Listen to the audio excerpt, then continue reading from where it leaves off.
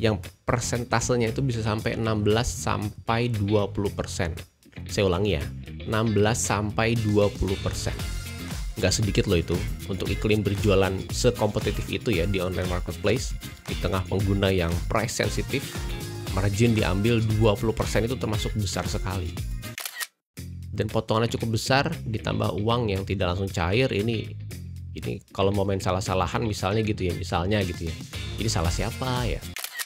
Termasuk di dalamnya itu mengatur kuasa persentase potongan biaya layanan atau fee. Karena sekarang posisinya sudah terbalik. Ya bukan platform yang butuh penjual, tapi penjual yang butuh platform. Anda tidak ikut promo cashback, Anda tidak beriklan di marketplace, maka Anda dianggap kurang berkontribusi terhadap platform. Akhirnya mungkin bisa dibilang teman-teman akan dikucilkan ya, atau teman-teman akan dikucilkan. Hasilnya apa? Tingkat loyalitas masih banyak yang rendah di Indonesia. Mohon maaf banget, mungkin bisa dibilang oportunis. Sehingga biaya akuisisi pelanggan ini akan tetap tinggi buat para penjual, karena kalau kita nggak menarik, sedangkan toko sebelah menarik, dia langsung geser gitu ya. Jadi, kita dalam tanda kutip susupkan ya pemikiran ini ke customer dengan beragam pertimbangan. Sepertinya checkout di website sangat mungkin terjadi alih-alih di platform marketplace.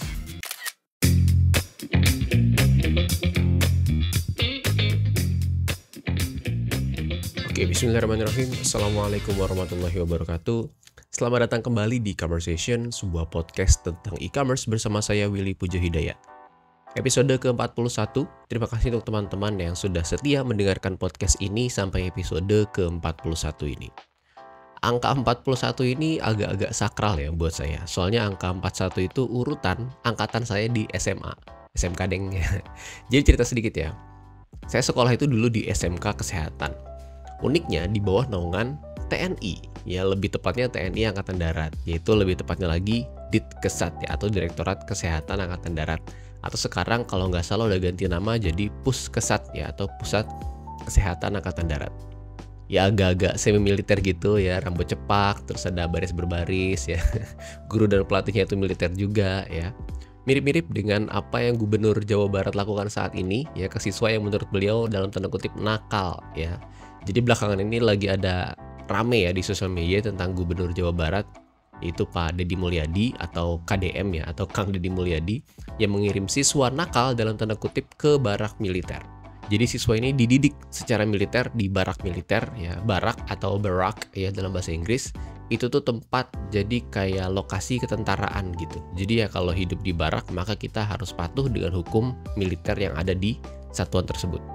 Nah harapan Gubernur Jawa Barat ya atau Kang Deddy ini mau anak-anak yang dalam tanda kutip nakal tadi bisa dibentuk karakternya menjadi lebih baik dengan tempaan militer. Ya sedikit banyak memang di tempat militer itu cukup mengubah perangai ya.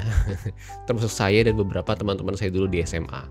Tapi udah kerja ya, udah dewasa mah ya balik lagi gitu. Karena udah nggak terpapar lagi dengan paparan-paparan yang militeristik tadi. Jadi balik lagi ke perangainya masing-masing. Jadi selain peran anak ya, ada peran lingkungan juga yang mempengaruhi perangai seseorang. Jadi kalau anaknya dibawa ke barak ya, udah lurus nih, udah bener, sampai rumah terpapar lagi dengan hal-hal yang kurang baik dari orang tuanya ya sama aja gitu, bakal luntur juga. Oke ya, cukup kita bahas parentingnya ya. Sekarang kita mau ngomongin tentang statue ya, bukan sih.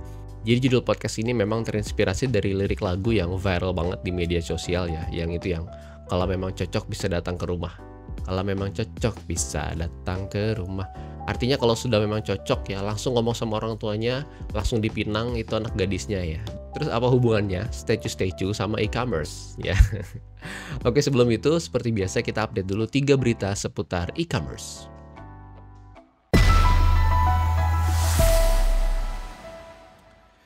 Yang pertama yaitu pembatasan gratis ongkir e-commerce. Wah ini topik yang mencuri perhatian banget ya, dan mengundang banyak sekali perdebatan.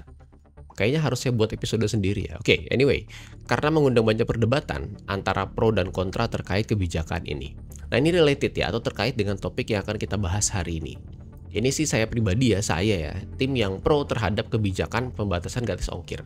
Kenapa? Yaitu demi ekosistem bisnis online atau e-commerce yang lebih fair. Ya mungkin kita tahu sekarang cuma Shopee ya yang mungkin bisa menawarkan promo gratis ongkir per tanggal cantik ya, tanggal 1 bulan 1, tanggal 2 bulan 2 dan seterusnya. Selebihnya kan nggak bisa. Akhirnya kan seperti terjadi dominasi karena basis sumber daya Shopee yang kuat banget ya. Berbeda dengan banyak kompetitornya yang nggak bisa sejor-joran itu ngasih promo.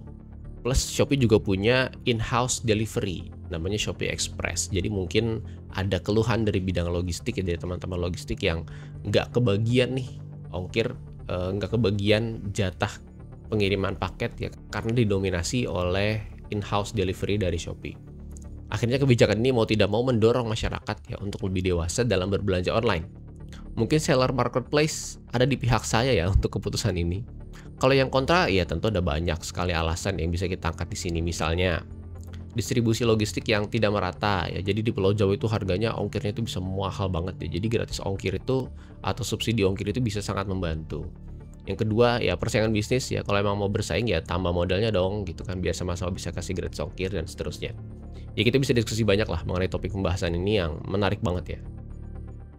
Yang kedua datang dari Alfamart yang mengakuisisi Lawson. Berita ini menarik banget ya, apalagi saya ya pecinta odeng Lawson. Jadi kalau ada berita ya Alfamart atau PT Sumber Alvaria Trijaya membeli lisensi kepemilikan Lawson di Indonesia yang sebelumnya dipegang oleh PT Lancar Wiguna Sejahtera senilai 200,45 miliar rupiah atau setara dengan 1,4 juta lembar saham. Biasa dengar korupsi triliunan, sekarang dengar 200 miliar kayaknya kecil banget ya. Tapi ini menarik ya, artinya sekarang Alfamart punya Lawson, sedangkan Indomaret punya Indomaret Point Coffee. Jadi kita lihat memang concern mereka nggak lagi cuma sekedar waralaba retail, tapi sekarang persaingan sudah mulai mengarah juga ke F&B atau Food and Beverages. Nah, apakah mungkin sama-sama bisa diorder lewat aplikasi AlphaGift? Ya, nah ini nanti semuanya main kopi ini ya. Ya let's see lah ya mana persaingan mereka selanjutnya. Yang ketiga, yaitu laporan tahunan Blibli. Wah, ini menarik banget ya. Blibli sudah launch laporan tahunan di 2024 ya, sekalian sama first quarter di 2025. Jadi Blibli secara revenue di 2024 itu growth 14%, itu gila banget. Kemudian dari gross profitnya bisa tumbuh 37% dari 2,4 triliun rupiah ke 3,7 triliun. Yang akhirnya juga menurunkan kerugian dari 3,6 triliun menjadi 2,5 triliun. Wow, ini luar biasa ya. Gila ya, ini in this economy ya. Masih bisa growth 14%, gross profitnya naik 37%, dan total kerugiannya berkurang signifikan. Ini gila banget nih. Strategi yang dilakukan dia sebenarnya bagus ya. Jadi karena beda model bisnis ya dengan marketplace. Jadi Blibli ini bisa lebih leluasa dalam berinovasi. Jadi dari channelnya juga udah kreatif gitu ya. Ada segmentasi B2B, ada B2C ya pastilah ya. Terus ada OTA ya atau over the air, beli tiket. Bahkan ada B2G, buat teman-teman yang belum tahu ada namanya B2G ya, business to government. Dari kalau Blibli itu punya namanya unit bisnis Siplah ya. Terus Apple juga sekarang punya keagenannya. Blibli pegang keagenan Apple di Indonesia. Jadi kalau sampai dekor rumah ini IPO, ya wah bisa langsung positif ini Blibli. Semangat Blibli. Oke, itu tadi 3 berita update seputar e-commerce. Sekarang kita balik ke topik utama podcast ini.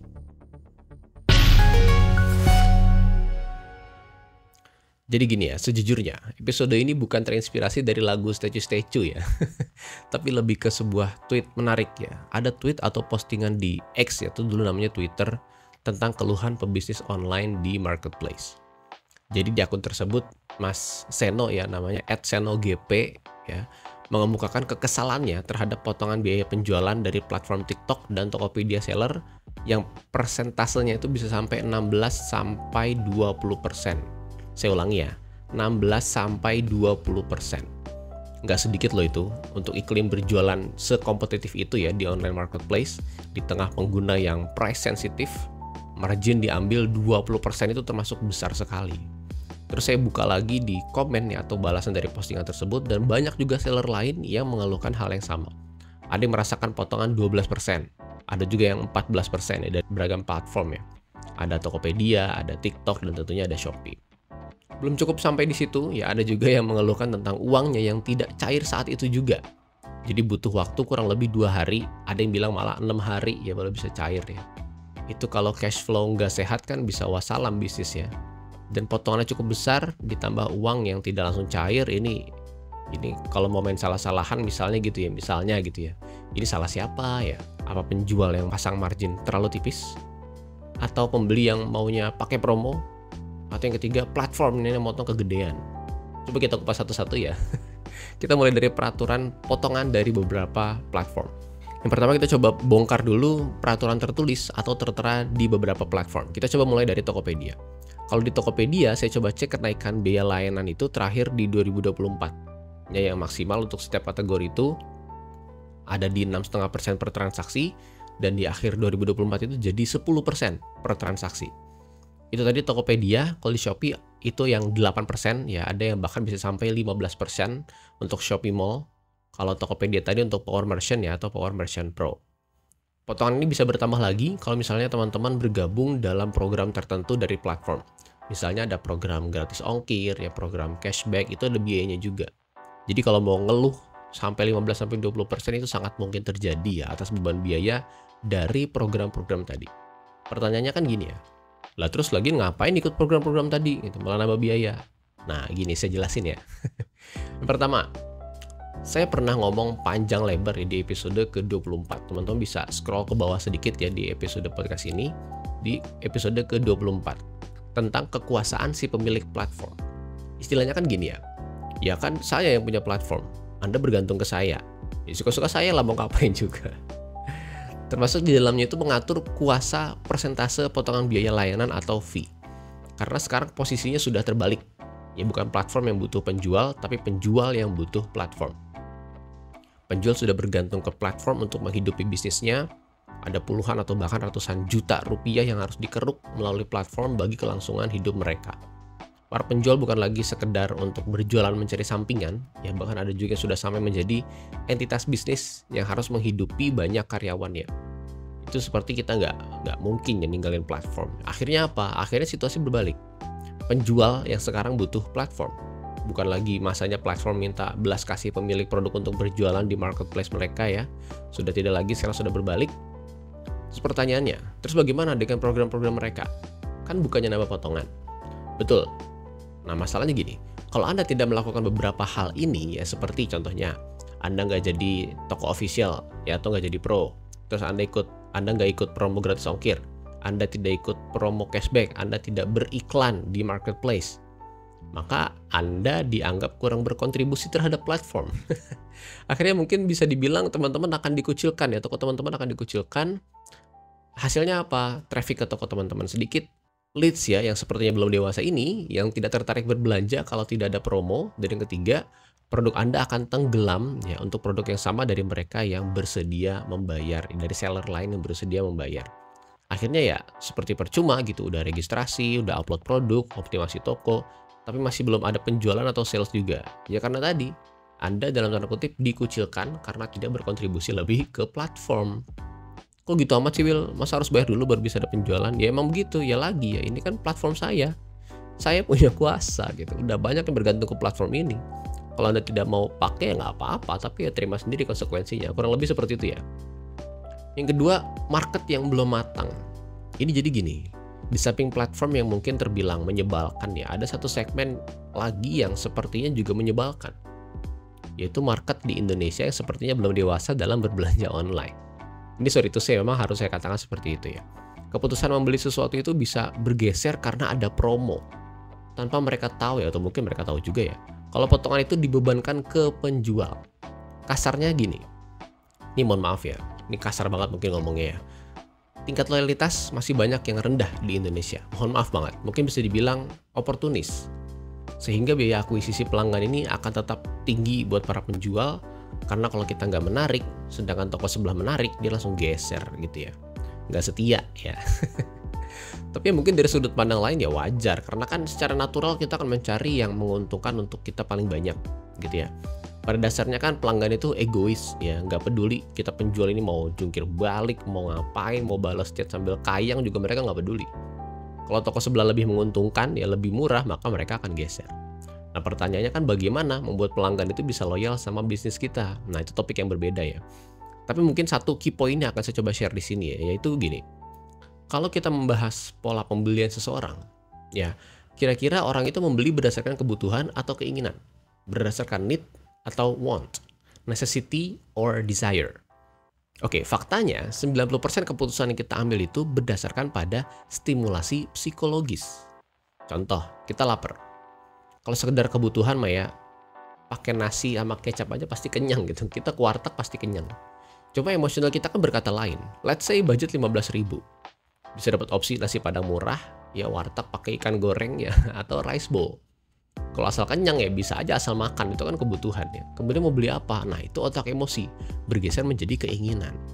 Nah karena pembeli kebanyakan harus diberi makan otak emosinya, hal itu yang menjadi kunci ikatan kita sama pelanggan. Jadi highlightnya adalah sentuh dia dari emosinya. Jadi untuk menciptakan pelanggan yang loyal bisa kita sentuh ya dari emosinya. Baru kemudian dia bisa berlanjut membeli dengan jumlah yang lebih banyak atau continue membeli secara terus-menerus dari kita. Dengan apa disentuhnya, Will? Nah ini bagus. Cukup banyak caranya ya, tapi garis besarnya itu kalau dalam bisnis online ya offline juga bisa sih. Itu memberikan yang melebihi ekspektasi, beyond their expectation. Itu bisa dijamin ya, mungkin jumlah customer Anda nggak banyak, tapi bisa dijamin mereka loyal. Repeat order terus gitu ya. Jadi nggak perlu 1000 pelanggan baru, tapi cukup 100 pelanggan yang loyal. Wah itu keren banget. Lebih hebat lagi kalau 1000 pelanggan baru yang loyal. Nah itu lebih keren lagi. Dengan sendirinya kita akan membangun market yang sehat, ya tidak oportunis dan mature gitu ya, atau dewasa. Karena kalau sudah dewasa artinya dia bisa kita giring ya, kita bisa geser dia kemana aja. Maksudnya geser kemana aja itu gimana, Will? Maksudnya gini, alih-alih 20% ya dipotong ke marketplace atau platform, teman-teman bisa mengalokasikan 20% itu untuk hal-hal yang lebih dekat dengan pelanggan ya, untuk sesuatu yang membuat kalian tuh lebih dekat dengan pelanggan. Misalnya, kasih diskon spesial untuk pembelian di website. Ya, jadi ibaratnya 20% mending kasih ke customer dalam bentuk diskon ya, untuk membeli melalui pembelian di website official kita. Itu saya yakin sih kalau udah punya basis pelanggan yang kuat ya hal-hal kayak gitu pasti bisa dan sangat mungkin terjadi. Kita dalam tanda kutip susupkan ya pemikiran ini ke customer dengan beragam pertimbangan. Sepertinya checkout di website sangat mungkin terjadi alih-alih di platform marketplace. Contohnya mohon maaf ya lagi-lagi Fore Coffee ya. Episode sebelumnya Fore, kok sekarang Fore lagi Will, karena emang contohnya itu bagus banget ya. Kalau kita udah kepincut ya dengan produknya dari Fore Coffee, saya lebih prefer membeli dari aplikasi mereka. Aplikasi Fore itu udah ada sendiri ya, karena jelas lebih murah dan promonya lebih banyak. Saya sudah melakukan ini ke banyak produk yang memang saya suka gitu. Yang pertama saya beli di website langsung yaitu dari parfum ya, ada Humans atau HMNS ya. Itu saya beli langsung di websitenya, saya nggak beli di marketplace. Kemudian saya suka juga buku catatan ya dari letterist.co, itu juga saya beli dari website mereka. Terus kalau kopi juga saya beli Fore Coffee dari aplikasi mereka ya, nggak pakai dari GoFood atau Shopee Food, saya langsung beli di aplikasi mereka. Terus men's care ya ini sebenarnya saya juga nggak tahu ya kenapa KAF ya, KAHF itu belum bisa beli langsung di website ya. Padahal saya langganan banget gitu. Jadi kalau saya cocok dengan produknya, harganya oke, bahkan lebih banyak promo di website official, kemudian experience pengirimannya baik ya, kenapa nggak beli langsung di official website mereka kan? Ibaratnya saya mendorong mereka untuk mengalokasikan dananya untuk hal-hal yang lebih baik, yang lebih mendekatkan mereka ke customer-nya. Jadi kan win-win, ya kan? Customer dapat perlakuan yang baik, seller bisa lebih leluasa untuk ngapa-ngapain karena marginnya lebih lebar, kan gitu. Jadi ya sebagaimana judul podcast ini ya, kalau memang cocok bisa check out di website, ya udah sampai situ aja, nggak usah ada statue-statue-nya ya. Jadi kalau teman-teman ngerasa udah suka banget sama produknya, udah cocok, experience-nya bagus ya, menyenangkan, langsung aja tanya, "Bang, websitenya apaan bang? Saya beli dari websitenya aja deh," gitu. Kalau abangnya bales, "Waduh kak, saya nggak punya website toko online kak, saya nggak ngerti." Nah itu suruh abangnya dengerin podcast conversation ya. Oke, itu aja tadi. Sekarang kita coba recap dari awal. Yang pertama yaitu terinspirasi dari tweetnya Mas Seno ya, @senogp, soal keluhan seller marketplace yang kena potongan biaya atau tinggi sekali ya fee-nya, yaitu sampai 16-20%. Terus yang kedua masalah biaya potongan dan cash flow. Jadi potongan bisa bervariasi ya, 6,5% Tokopedia sampai 10%. Kemudian ada 8-15% dari Shopee. Bahkan kalau ikut program itu lebih mahal lagi, lebih banyak lagi potongannya. Plus dana penjual tidak langsung cair, bisa nunggu sampai 6 hari maksimal ya. Itu bikin cash flow sellernya juga sedikit terganggu. Nah terus siapa yang salah? Apakah penjual yang marginnya ketipisan, atau pembeli yang cuma maunya diskon ya, atau platform yang potongannya terlalu besar ya? Semua saling bergantung sebetulnya, tapi realitanya platform yang pegang kuasa. Kuasa ada di tangan si platform gitu. Jadi platform makin dominan, seller makin tergantung. Kalau kita nggak ikut promo, traffic rendah ya, produk kita tenggelam. Harus berkontribusi dalam tanda kutip agar tidak dikucilkan oleh algoritma. Terus juga market yang belum dewasa ya, pembeli di Indonesia ini masih price sensitive dan sorry to say oportunis, loyalitasnya rendah, mudah pindah ke toko lain yang dikasih promo ya. Buyer driven ya itu by emosi ya, bukan dari kebutuhan. Terus tadi saya juga ngebahas tentang kunci loyalitas pelanggan ya. Jadi kita sentuh emosinya pelanggan ya. Berikan pengalaman belanja yang melebihi ekspektasi ya, beyond their expectation. Fokus ke 100 pelanggan loyal daripada ngejar 1000 pelanggan baru. Terus solusinya apa? Solusinya adalah check out di website sendiri. Jadi kita alihkan budget potongan 20% tadi untuk promo di website sendiri. Contoh brand yang menurut saya sudah berhasil yaitu ada Fore Coffee, ada Eiger, ada Humans ya, terus Letteris juga saya beli langsung dari website. Dan kita bangun channel direct ke customer, jadi lebih murah, lebih dekat dan lebih fleksibel karena itu yang namanya win-win solution. Ya, jadi customer dapat harga yang bagus, ya dapat harga baik. Kemudian seller juga punya margin yang lebih sehat, ya bangun market yang lebih dewasa dan sustainable. Jadi dengan membeli langsung dari website, kita mungkin sudah membantu para penjual untuk terlepas dari dalam tanda kutip jeratan potongan platform yang 20% tadi ya. Jadi buat platform, daripada buat platform 20% ya mending dialokasikan untuk men-treat ya atau memperlakukan pelanggan sebaik mungkin. Jadi kan win-win ya. Seller dapat margin yang lebih sehat, customer dapat perlakuan yang terbaik, selesai. Ini PR kita semua sih. Penjual harus aware ya masalah-masalah fundamental bisnis seperti ini, dan pembeli juga harus dewasa dalam berbelanja online. Semoga environment e-commerce kita semakin baik ya, semakin mature, dan kedepannya bisa lebih sama-sama menguntungkan bagi keduanya, bagi penjual maupun pembeli. Oke? Itu aja episode hari ini, semoga bermanfaat dan jangan lupa dibagikan ya ke teman-teman lain yang sekiranya memerlukan insight dari episode atau materi-materi lain di podcast ini. Terima kasih untuk teman-teman yang sudah subscribe ya di Spotify, Noise, YouTube, atau dimanapun teman-teman mendengarkan podcast ini. Terima kasih untuk yang sudah subscribe. Silakan tinggalkan komentar atau pertanyaan di kolom komentar yang sudah disediakan. Ya kalau Spotify itu udah ada kolom komentar, teman-teman bisa chat di sana. YouTube juga ada, nanti insya Allah akan saya balas. Sampai jumpa di episode selanjutnya. Terima kasih. Wassalamualaikum warahmatullahi wabarakatuh.